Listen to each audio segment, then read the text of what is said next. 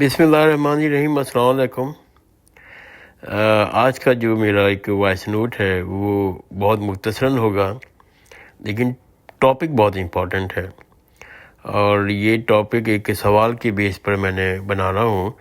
ایک میرے دوست نے سوال کیا ہے کہ جب ہم قرآن مجید کا ترجمہ پڑھتے ہیں تو اس میں ہمیں دو طرح کے شریعت کے احکام ملتے ہیں۔ وہ کچھ احکام ابدی ہیں، یعنی کہ اٹرنل ہیں، اور کچھ ہمیں غیر ابدی نظر آتے ہیں۔ تو وہ یہ پوچھتے ہیں کہ ہمیں یہ کیسے پتہ چلے گا جب ہم ایک لے مین، جو ایک ہم جیسے جن کو بہت زیادہ علم نہیں ہے قرآن مجید کا، ان کے ترجمے کا، کہ یہ جو آیتیں ہیں جو ہم تفسیر میں پڑھ رہے ہیں یہ ابدی ہیں یا غیر ابدی ہیں، یہ ہمیں کس طرح سے معلوم ہوگا؟ یہ بہت امپورٹنٹ سوال ہے، اور میں بھی اس پر کافی غور و فکر کر چکا ہوں، اور شروع میں بھی بہت کنفیوز ہوتا تھا، لیکن الحمدللہ بعد میں یہ میری الجھن جو ہے ختم ہوئی ہے۔ میں سوال پڑھ لیتا ہوں پورا، کہ وہ دوست لکھتے ہیں کہ ہمیں کیسے پتہ چلے گا کہ یہ جو احکام ہیں وہ ابدی شریعت کے احکام ہیں، یا نبی کریم صلی اللہ علیہ وسلم یا ان کی زوجات کے لیے مخصوص ہیں، یا صرف یہ احکام صحابہ کرام کے لیے خاص ہیں، یا اس وقت کے مسلمانوں کے لیے خاص ہیں، باقی لوگوں پر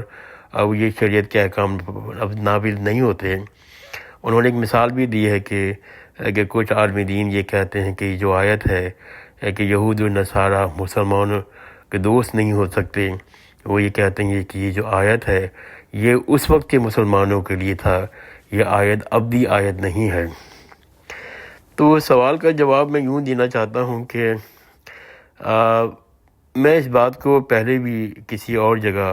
واضح کر چکا ہوں کہ قرآن مجید کے بارے میں اس بات کو خاص توجہ دینی ہے کہ اس کے ترجمے کو سمجھنے کے لیے تین چیزوں کو بڑا ملحوظ خاص رکھنا ہوگا۔ پہلے کہ قرآن شریف کا لفظ جو اللہ تعالیٰ نے بیان کیا ہے قرآن مجید میں، پھر اس جملے کا اسٹرکچر، اور پھر خاص طور پر جو بہت امپورٹنٹ ہے وہ سیاق و سباق، یعنی کہ بیک گراؤنڈ، کہ یہ آیت کس وقت نازل ہوئی ہے، اس کا جو ہے نزول اسلام کے پہلے دور میں ہے یا آخری دور میں، یہ مکہ میں ہے یا مدینہ کے دور میں ہوئی ہے، اور اس وقت بالعموم مسلمان حضرت صلی اللہ علیہ وسلم کس مشکلات کا شکار تھے، اور اس آیت کا جو کہتے ہیں خطاب ہے وہ حضرت صلی اللہ علیہ وسلم ہیں، یا صرف زوجات ہیں، یا صرف صحابہ کرام ہیں۔ تو ان تینوں چیزوں کا بڑا ملحوظ خاص رکھنا ہوگا۔ نمبر ایک، لفظ کیا استعمال ہوا ہے، لفظ کیا بیان کیا اللہ تعالیٰ نے، کیا نازل کیا ہے، پھر جملے کا اسٹرکچر، اور تیسرا بیک گراؤنڈ۔ اگر ہم تینوں چیزوں کو ملحوظ خاص رکھیں گے اور تفسیر پر بھی غور کریں گے تو ہمیں واضح ہو جاتا ہے کہ یہ احکام جو ہیں یہ کسی قسم کا ابہام نہیں رہتا کہ یہ احکام جو ہیں وہ ابدی ہیں یا غیر ابدی ہیں، اور ہمیں آرام سے چیز معلوم ہو جاتی ہے۔ اور بعض اوقات سیاق و سباق کی بھی ضرورت نہیں ہوتی، ہمیں صرف جملے کا اسٹرکچر یعنی تالیف و کمپائلیشن بتا دیتی ہے کہ یہ اس آیت کا جو مخاطب جسے کیا جا رہا ہے وہ ہم مخاطب ہیں،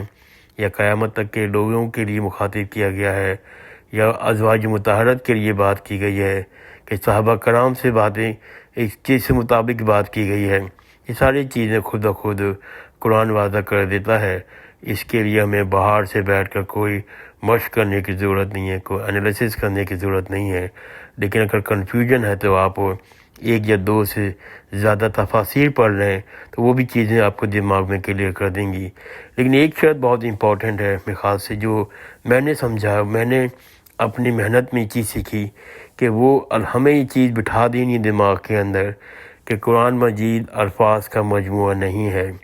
قرآن مجید صرف الفاظ کا مجموعہ نہیں ہے، قرآن مجید اقوال زرعی نہیں ہے، قرآن مجید ایک کتاب ہے، اور اس میں صورتیں ہیں، اس میں ان صورتوں کا ایک سلسلہ ہے، اس میں وحدانیت ہے، اس میں ربط ہے، ان صورتوں میں یونٹی ہے۔ تو اس کے لیے ضروری ہے کہ سباق و سیاق کو لے کر سمجھیں، تو ورنہ تھوڑی سی بھی ہمیں ابہام نہیں ملے گا، کنفیوژن نہیں ملے گی، کیونکہ بہت سے احکامات ایسے ہیں جو اللہ تعالیٰ نے قرآن مجید میں دیے ہیں، وہ صرف اس وقت کے مسلمانوں کے لیے تھے، وہ احکام جو ہے آنے والے مسلمانوں کے لیے نہیں ہے۔ بہت سے احکام صرف حضرت صلی اللہ علیہ وسلم کی زوجہ مبارکہ کے لیے وہ احکام تھے۔